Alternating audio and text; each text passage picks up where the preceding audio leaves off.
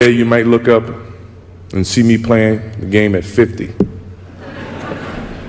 Oh, don't laugh.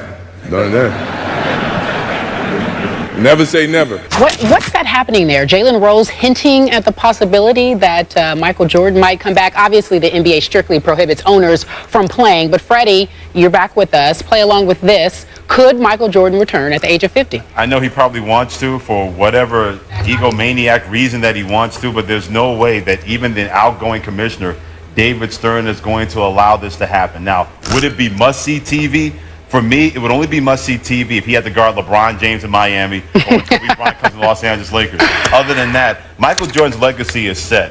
Why would he even put that out there just because of a competitive spirit? Makes absolutely no sense to me. There's no chance on God's green earth that the NBA is going to allow this guy to come back and play a game, even if it's on the game, Skip, at 50 years of age.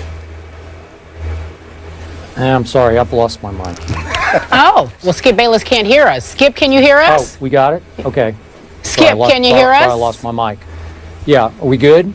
Okay, back to your egomaniacal comment here, Mr. Coleman. Did you accuse the great Michael Jordan of being an egomaniac? Just a little. Not only was he the greatest player in the history of this game, he has the greatest killer will I have ever been around in all my years covering any sport in any venue.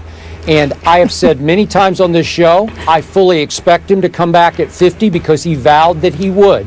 He's mentioned it a couple of other times.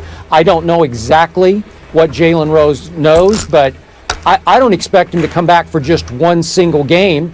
I would expect if he's going to play one home game, he might play a series of home games. This is the one man I would never bet against.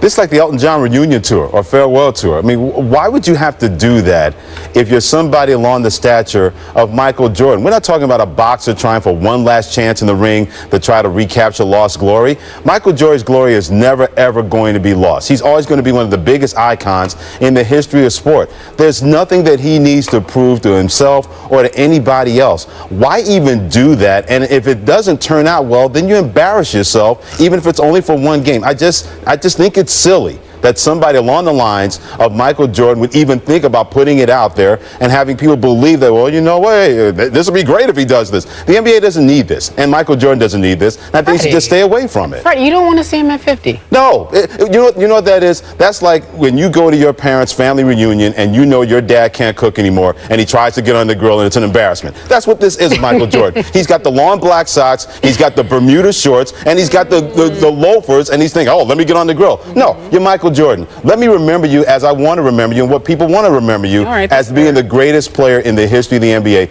No need for any comeback stories from Michael Jordan. All right, that's fair. Let's move on Freddie, to our quick We're takes. talking about Michael. Wait a second. Carrie, can you hear me?